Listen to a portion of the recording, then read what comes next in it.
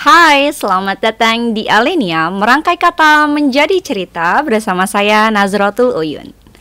Menang kalah itu adalah hal biasa, namun melahirkan mental sang juara itu baru luar biasa. Najwa Shihab pernah mengatakan, sang juara bukanlah mereka yang tak terkalahkan, melainkan mereka yang sanggup bangkit dari kekalahan. Nah, untuk itu episode kali ini kita akan berbincang dengan narasumber kita, sang juara, seorang mahasiswa Fakultas Syariah UIN Raden Intan Lampung yang sudah mengharumkan nama kampus hingga kancah nasional. Ini dia Ari Prianto.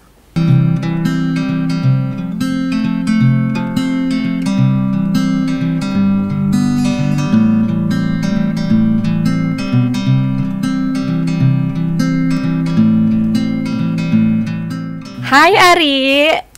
Halo Kak. Oke, gimana ini Ari, kabarnya sehat? Alhamdulillah sehat Kak. Oke, ini mental sang juara ini beda nih kelihatannya ya. Oke Ari, langsung aja, teman-teman Alenia pasti pengen banget kenalan sama Ari nih. Boleh diperkenalkan dan aktivitasnya Ari sekarang tuh apa? Oke semuanya, halo, assalamualaikum. Perkenalkan, nama saya Ari Prianto, salah satu mahasiswa Fakultas Syariah dan Hukum UIN Raden Lampung, Prodi Hukum Tata Negara semester 5. Dan pada saat ini saya sedang menjabat menjadi Ketua Umum MCC Fakultas Syariah UIN Raden Lampung periode 2022-2023. Kalau untuk kesibukan pada saat ini, ya kesibukan seperti mahasiswa pada umumnya, yaitu seperti berkuliah, belajar, dan mungkin ada hal-hal yang dikerjakan seperti menulis jurnal salah satunya. Oke, keren banget nih ternyata teman-teman narasumber kita kali ini seorang pemimpin. Nah, Ketua MCC semoga amanah ya sampai 2023 nanti. 2024. Ya. Oh, 2024 atau 2023? 2023 akhir nanti Kak. Sampai Desember nanti. Iya, Oke, benar. semoga amanah sampai akhir jabatan ya, Ari. Amin. Terus juga tadi rajin nulis jurnal. Wah, keren ya narasumber kita kali ini. Nah, karena kita mau berbincang nih, Ari kemarin dan teman-teman sudah menjadi sang juara, boleh kasih gambaran sedikit nggak sih Ri, tentang peradilan semu itu apa sih? Mungkin teman-teman masih banyak yang asing atau banyak juga yang sudah familiar gitu. Oke Kak, sebenarnya kalau kita ngomongin peradilan semu ya atau moot court sendiri, sebenarnya itu udah nggak asing lagi bagi teman-teman di tingkat mahasiswa Fakultas Syariah maupun mahasiswa Fakultas Hukum sendiri. Jadi kalau moot court itu adalah peradilan semu. Jadi di sini itu adalah sebagai suatu ajang event bagi mahasiswa Fakultas Syariah atau Hukum sendiri. Dimana di dalam event ini pun itu kita belajar nih tentang bagaimana sih cara proses membuat berkas-berkas persidangan. Mulai kalau di pidana itu ada berkas dakwaan dan lain sebagainya hingga berkas putusan. Nah, kalau di perdata itu ada gugatan dan lain sebagainya. Dan kemudian juga di situ kita harus memerankan nih peran kita, dan kita juga belajar bagaimana sih caranya kita nih beracara, dan tentunya ini menjadi bekal banget nih bagi teman-teman mahasiswa Fakultas Hukum itu sendiri. Oke, jadi menarik sekali, ini adalah simulasi begitu ya. Peradilan semu ini adalah simulasi bagaimana menghadapi sebuah peradilan begitu ya. Mungkin perannya macam-macam ya. Ada yang jadi apa aja nih? Kalau peran itu ada yang jadi hakim, ada yang jadi panitera, jadi jurusita, ada dari kalau di pidana ada jaksa, kalau di perdata ada kuasa hukum dan saksi-saksi kayak gitu Kak. Berarti ya simulasi dari peradilan begitu ya, peradilan semua itu. Oke. Nah, kemarin kan sudah lahir nih MCC UIN Raden Intan Lampung sebagai sang juara 1 peradilan semu PTKIN se-Indonesia. Nah, boleh diceritakan Ri, gimana sih pengalamannya? Pasti luar biasa ya, gimana? Oke Kak, makasih. Sebenarnya kalau kita ngomongin pengalaman ya, ini tentunya banyak banget nih perjalanan yang kita lalui. Karena kalau kata anak-anak hukum itu lomba paling berat itu adalah lomba peradilan semu itu sendiri Kak. Oh gitu, kenapa tuh bisa berat banget nih? Karena tentunya lomba peradilan semu ini dari persiapannya itu udah nggak main-main Kak. Untuk kami sendiri tuh ya Kak, itu persiapan kurang lebih selama 3 bulan Kak. Oh, persiapannya total 3 bulan? Iya, jadi cukup panjang. Kalau untuk cerita pengalaman, sebenarnya itu belajar dari tahun lalu juga. Saya waktu itu salah satu delegasi juga pada lomba peradilan sebelumnya itu berperan sebagai advokat atau penasihat hukum. Wah, keren gitu. Pada tahun sebelumnya dan di situ kita mengevaluasi Kak, kenapa sih kami waktu itu belum bisa mendapatkan predikat juara? Apa sih hal yang kurang? Nah, dari evaluasi tersebut kemudian saya pikirkan nih, dan kebetulan saya kan menjabat ketua umum setelahnya Kak ya. Itu jadi beban moral sendiri bagi saya Kak. Oke, jadi mungkin ada sedikit pressure gitu juga ya, tapi itu juga jadi tantangan tersendiri sendiri untuk Ari gitu ya. Iya. Nah, dari situ karena menghadapi lomba peradilan sebelum di tahun depannya juga, jadi itu saya langsung beli buku, Kak. Oh, langsung beli buku. prepare nih. Langsung prepare nih bener, buat tahun kedepannya. Jadi dari situ belajar, saya harus memahami nih bagaimana sih alur persidangan seperti itu, apa saja berkas-berkas yang disiapkan, bagaimana nih teknis-teknis membuatnya kayak gitu. Nah, itu kami pelajarin. Nah, kemudian kami untuk itu melakukan seleksi dulu, Kak. Oh iya. Jadi kami sebelum mengikuti perlombaan itu kami seleksi dari internal kami sendiri dulu. Oh, dari anggota MCC ini diseleksi terlebih dahulu, baru kemudian terbentuk sebuah tim begitu. Iya, benar sekali, Kak. Jadi waktu itu seleksi cukup panjang sih, kurang lebih hampir 2 minggu. Mulai dari tahap pendaftaran, seleksi berkas, seleksi wawancara, hingga akhirnya pada saat itu pengumuman. Dan yang terakhir sebenarnya ada lagi seleksi, Kak. Seleksi alam. Oh, itu berlaku juga ternyata untuk perlombaan ini. Berlaku, seleksi Kak. alam itu. Iya. Karena apa sih sebenarnya kalau misalkan seleksi alam mungkin kan hilang begitu ya, tanpa kabar ya, bisa juga ada kesibukan itu. Karena apa sih kebanyakan begitu? Karena jadi persiapan lomba peradilan semua ini nggak main-main ya, Kak. Iya. Jadi cukup panjang. Jadi waktu itu ada beberapa anggota yang sudah dinyatakan lolos, terus di tengah perjalanan menghubungi Bung. Nah, kalau di MCC ini panggilan untuk laki-lakinya itu Bung. Okay. Iya.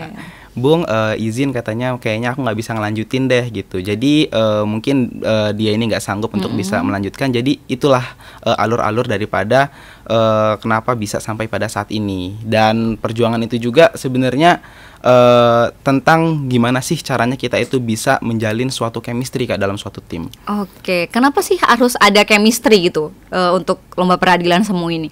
Sebenarnya kalau chemistry itu jadi hal yang penting dikarenakan kalau kita nggak ada chemistry nih, Kak, jadi body language kita, apalagi sama pengacara ya, Kak, ya, atau sama hakim sendiri kayak saya gitu. Jadi interaksi dengan hakim anggota itu harus terjalin. Jadi tektoknya itu dapet. Nggak boleh nih misalkan kayak hakim yang ngomong itu kayak loading gitu ya. Iya. Jadi harus tek gitu. Oke, jadi itu juga harus ditimbulkan pada saat latihan itu ya. Iya, benar sekali, Kak. Okay. Jadi kalau tim yang sekarang ini udah klik banget, Nari. Menurut saya udah alhamdulillah lebih baik sih, Kak, dari tahun-tahun sebelumnya untuk tim yang sekarang. Oke, nah untuk menjadi tantangan terbesar karena itu tadi sulit ya. Peradilan semu ini kan yang kata Ari bilang tadi, ini perlombaan yang cukup sulit sebenarnya. Tantangannya sebenarnya apa sih, Ri? Tantangan paling besar deh.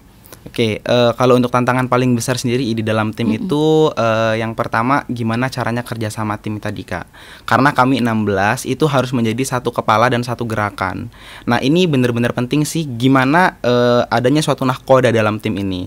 Dimana tim ini mau dibawa ke arahnya gitu loh, untuk latihannya, proses latihannya kayak gimana. Nah, itu perlu nih untuk adanya suatu kerjasama dalam tim. Terus yang kedua itu konsisten, Kak. Oh ya, konsisten, benar-benar. Jadi butuh banget nih adanya konsisten antara anggota satu dengan anggota yang lainnya. Dan kami kan itu 16 orang ya, Kak, ya.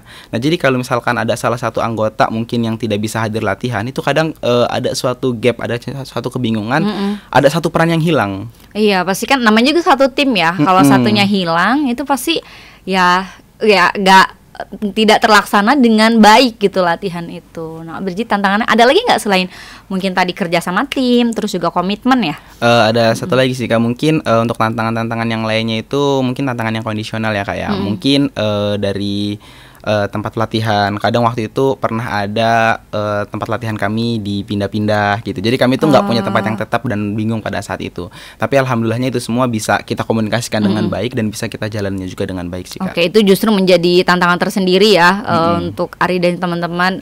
Mungkin belum punya tempat yang tetap. Nah, itu gimana caranya gitu kan? Mungkin apalagi untuk kedepannya itu bisa fasilitasnya bisa lebih tersedia dengan lengkap begitu ya. Iya.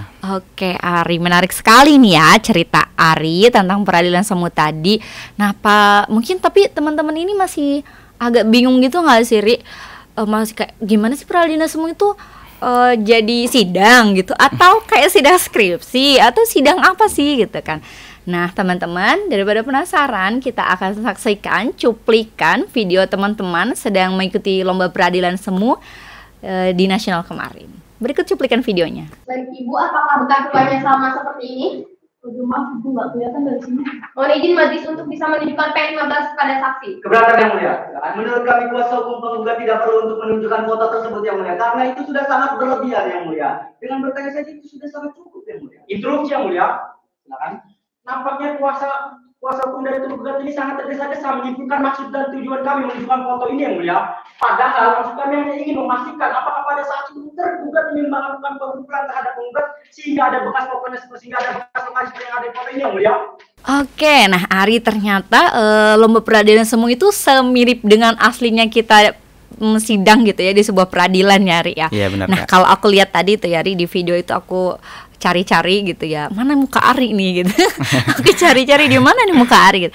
Nah kayaknya Ari tadi tuh bertindak sebagai hakim ketua ya. Oke, bener nggak sih? Bener kan? Oke, nah sebagai hakim ketua itu bisa diceritakan nggak sih Ri, pengalamannya? Pasti ada tantangan tersendiri, ada perasaan bangga mungkin, atau bisa jadi merasa tertekan gitu. Gimana Ri? Oke, sebenarnya untuk jadi hakim ketua sendiri tuh ya kayak itu tanggung jawab penuh terhadap bagaimana jalannya persidangan gitu. Sebenarnya ada suatu cerita unik sih Kak pada saat di sana gitu. Jadi kan waktu itu Ari ketua umum juga. Jadi pada saat di sana tuh ada forum-forum ketua umum. Oh ya. Jadi ngobrol-ngobrol lah kami di situ. Kamu jadi apa? Kamu jadi apa? Nah, jadi hampir sebagian besar dari ketua umum ini nggak berani ngambil peran jadi ketua Jadi hakim ketua itu nggak berani. Nggak berani. Oke, kenapa ya? Kenapa? Karena sesulit itu? Karena mereka harus memikirkan organisasinya yang pertama, Oh iya benar. mikirkan timnya, terus yang kedua harus memikirkan persidangan. Oh, iya. Jadi cukup double peran di sini. Bukan double lagi, mungkin jadi triple. Jadi banyak kan ya tugas dan tanggung jawabnya. Oke. Jadi di situ ada beban sendiri lah. Sampai ada dosen yang bilang kalau kalian mau menang, usahakan dari hakim ketuanya jangan sampai ada kesalahan. Oke. Nah dari situlah sebenarnya pada saat latihan tuh Ari udah kena pressure gitu, kayak mikir, aduh aku bisa nggak ya, aku bisa nggak ya, aku nggak bisa nggak ya. Tapi ketika di situ aku berpikir ada suatu kata-kata yang mungkin aku pegang ya Kak ya. Oh iya, apa itu? Itu atasilah rasa takutmu dan jadilah pemenang dalam setiap pertempuran. Oke. Nah dari situ tuh semangatnya mulai kebakar. Waktu latihan memang salah waktu itu. Jadi evaluasi terus tuh tiap hari Ari dengan introspeksi diri. Gimana sih caranya jadi hakim yang benar. Terus buka-buka YouTube, buka-buka Google. Terus lihat nih gimana sih hakim-hakim itu bersidang. Jadi berusaha ngedalamin banget Kak di situ. Berusaha mendalami peran sebagai hakim ketua ya. Iya. Gimana jangan sampai putusannya itu mungkin salah gitu ya. Tidak sesuai dengan apa yang diajukan oleh penggugat dan lain-lain gitu ya Ri. Iya Kak. Oke. Tapi merasa bangga juga nggak sih Ri? Ada rasa bangga ada, terus juga rasa sedih ada sih Kak. Kenapa sedihnya ini? Rasa bangganya waktu itu bangga nih bisa jadi hakim ketua sekaligus ketua delegasi juga pada saat itu. Jadi bangga lah bisa pakai jubah hakim gitu. Benar. Bangga juga bisa jadi delegasi teman-teman gitu ya. Nah terus waktu itu sedihnya tuh ngerasa pada saat pertandingan final Kak. Kenapa? Jadi cerita di sini tuh pertandingan final itu tim kami ini banyak banget yang sakit. Oh, Apalagi saya sendiri. Jadi kalau hakim ketua itu ya Kak ya, dia itu selama 90 menit sampai 100 menit itu ngomong terus. Oh, jadi nggak berhenti. Yang harus banyak melontarkan ya, mungkin pertanyaan, terus juga menerima gugatan-gugatan itu kan hakim ya. Iya. Gitu. Okay. Jadi di situ ngomong terus. Jadi waktu saat pertandingan final itu bener-bener kepala udah pusing, badan sudah lemes. Jadi kayak aduh ini bisa nggak sih aku gitu kan. Jadi di situ udah nguatin diri banget lah pada saat persidangan. Udahlah bilang ke diri sendiri, sudah pertarungan kamu selesaikan selama 90 menit ini, udah kamu selesaikan semuanya. Setelah itu udah kamu langsung istirahat gitu. Jadi bener Kak. Jadi setelah itu saya maksimalkan banget di final itu. Udahlah pokoknya sampai titik darah penghabisan lah kalau kata orang. Setelah itu langsung brek gitu ya. Setelah itu langsung keluar ruangan langsung jatuh. Langsung selemes itu. Langsung drop. Luar biasa perjuangannya Ari ya. Nah, tapi aku punya satu apa ya? Aku dapat pesan nih dari Ari, ternyata untuk jadi sang juara ya, terutama mental juara gitu, yang harus ditaklukkan adalah rasa takut ya Ari ya. Iya. Oke, benar. mungkin orang kan mikirnya apa harus dipersiapkan materi. Oke, materi dipersiapkan secara matang, latihan juga iya, tapi ternyata yang harus dikalahkan yang paling terbesar adalah rasa takut yang ada di dalam diri sendiri, dan Ari melakukan itu dengan baik. Oke, boleh tepuk tangan dong teman-teman. Keren banget ya Ari. Nah, itu sebagai anak hukum nih, tadi kan Ari sudah ikut MCC, juga ikut lomba ya. Nah, cita-cita terbesarnya berdasarkan pengalaman sebagai anak hukum apa nih Ari? Oke, kalau untuk cita-cita sih Kak ya, cita-cita besar untuk jadi anak hukum, apalagi fokus aku di bidang tata negara ya Kak ya. Jadi cita-cita aku tuh yang pertama itu menjadi praktisi hukum itu sendiri. Oke. Oke, mungkin tadi bisa dilihat jadi hakim, mungkin itu salah satu cita-cita juga Kak. Menarik ya, nanti aku doain deh. Aku doain Ari jadi hakim. Oke. Terus yang kedua itu jadi akademisi, jadi seorang dosen. Karena mungkin waktu ikut event-event ya kayak kepenulisan jurnal maupun presentasi, banyak dosen-dosen itu bilang kayaknya kamu cocok jadi dosen gitu. Cuman di situ Ari belum merasakan feelku jadi dosen tuh cocok nggak sih? Cocok nggak sih gitu ya? Karena banyak juga nih teman-teman yang ngomong kamu itu ngomongnya terlalu formal, kamu gitu. tuh ngomongnya terlalu kecepetan. Oh gitu. Mikir tuh, itu mungkin jadi masukan ya Rian untuk kamu ke depannya. Kayak menurut aku ya cocok-cocok aja ya untuk kita jadi apalagi Ari ini masih muda kan ya. Nanti bisa jadi praktisi hukum. Pasti sangat berpengalaman kan karena sudah belajar di kampus, berpengalaman juga lah kalau untuk jadi dosen. Justru untuk jadi dosen kan Ari harus punya bekal pengalaman itu tadi ya Ri, untuk gimana nanti share pengalaman dan ilmu itu ke mahasiswa gitu. Oke. Nah, dengan segala prestasi yang keren dan juga jeripayahnya Ari tadi, pasti ada background organisasi yang dibawa oleh Ari. Nah, kira-kira tadi MCC ya, sebagai Ketua Umum MCC Fakultas Syariah Unarian Lampung, mungkin ada yang penasaran gimana sih cara gabungnya? Tapi setelah yang satu ini.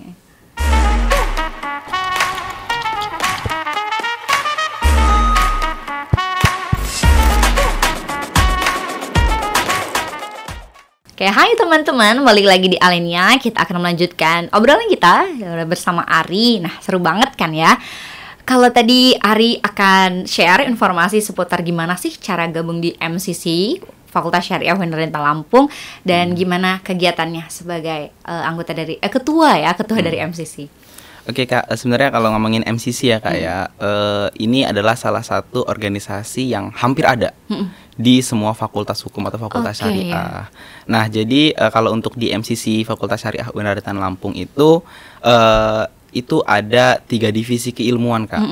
Nah, di sini itu ada divisi peradilan semu, dan yang kedua ada divisi debat, dan yang ketiga ada divisi kajian dan penelitian. Nah, kalau di divisi peradilan semu itu sendiri ya kayak ini yang tadi mengajari kader-kadernya buat sidang, buat latihan berkas. Ya cari kader yang jadi hakim gitu, jadi penggugat dan lain-lain. Nah, itu kalau dari bidang peradilan semu. Terus yang kedua itu debat. Nah, di sini mungkin ada perlombaan debat hukum, debat ekonomi, baik debat hukum Islam maupun hukum positif, itu yang giat diikuti oleh divisi debat itu sendiri. Dan mungkin kalau teman-teman fakultas hukum itu kan kenapa sih mau bisa public speaking Kak, Nah, ini sebenarnya bisa banget nih Kak kita belajar di MCC itu sendiri. Karena di MCC ada divisi debat di mana itu bisa mengajari kita public speaking, menyampaikan argumentasi dan bisa berpikir kritis. Terus yang ketiga itu ada divisi kajian dan penelitian. Nah, mungkin kalau melihat adanya rilis di Instagram MCC itu Kak, itu ada namanya KP Update, MCC Paham. Itu biasanya bagian kajian keilmuan itu. Itu dia melakukan pengkajian, melakukan perisetan tentang suatu isu problematika masyarakat Kak. Salah satunya mungkin familiar banget lah putusan Mahkamah Konstitusi tentang minimal cawapres, yang terbaru itu lah ya. Nah, itu dikaji sama tim kajian dan penelitian. Nah, output yang diharapkan dari tim kajian dan penelitian itu berupa hasil tulisan Kak, baik itu berupa jurnal, artikel, atau bahkan buku itu sendiri. Oh gitu. Untuk sampai saat ini apakah sudah ada gitu yang diterbitkan di jurnal atau apa? Kalau untuk jurnal waktu itu Ari udah sempat publish juga Kak. Karena Ari salah satu waktu itu ikut event Ritsau di Fakultas Syariah. Oh iya, benar-benar. Nah, itu ikut salah satu event itu juga, dan kemudian juga diajakin kemarin nih untuk mengkaji lagi tentang putusan Mahkamah Konstitusi itu untuk bisa dipublish jadi jurnal. Jadi sebuah karya tulisan ilmiah ya. Bener banget. Nih, ternyata Ari aktif juga nulis ya berarti Ri sebagai ketua umum. Nah, kegiatannya menarik sekali ya. Kalau menurut saya ada tadi peradilan semu, benar sekali peradilan semu, dan juga debat ya. Itu melatih public speaking karena memang berbicara itu perlu kayak Ri, kayaknya harus ada isinya ya nggak sih Ri? Berbicara harus ada isinya, juga cara menyampaikan isi juga itu harus ada tekniknya, begitu nggak bisa asal ngomong gitu kan. Dan ada satu kegiatan juga yang difasilitasi untuk teman-teman yang suka menulis. Mungkin kayak minat saya kurang deh kalau di public speaking gitu. Benar. Ya. Ada juga orang yang memang sukanya menyampaikan lewat tulisan. Nah, oke, keren sekali. Terus kalau mau jadi anggota MCC itu harus gimana, daftar atau gimana? Oke, kalau di MCC sendiri itu dia ada proses seleksinya Kak. Jadi mereka itu harus melakukan pendaftaran terlebih dahulu, mengisi link Google Form dan memenuhi syarat administratif lah, mulai dari ngisi biodata diri dan lain sebagainya. Setelah itu mereka masuk ke grup calon anggota. Nah dari situ nanti bakal diadakan tes. Nah kalau di tahun ini di kepengurusan saya itu pendaftar yang terbanyak sih Kak dari sejarah MCC. Minatnya cukup banyak kemarin.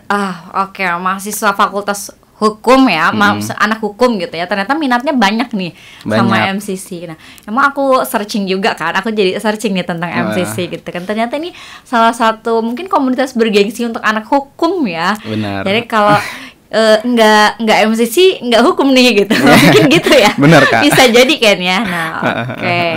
Kalau tadi udah gitu ya teman-teman, masa organisasi ya berarti ya MCC. Iya. Bisa jadi daftarnya mungkin di awal tahun baru atau gimana? Ajaran baru? Kalau pendaftaran kami setiap ini Kak mau PBAK. Jadi setiap PBAK. Mahasiswa baru didaftar dan pada minggu kemarin kalau nggak salah itu baru selesai melakukan pendidikan dan latihan dan serta pengukuhan calon ini anggota mudanya Kak. Oke, yang mahasiswa mungkin semester 3 gitu juga kalau baru mau ikut boleh Kak, maksimal semester 5. Maksimal semester 5 ya. Setelah itu kan harus fokus ke skripsi ya. Iya.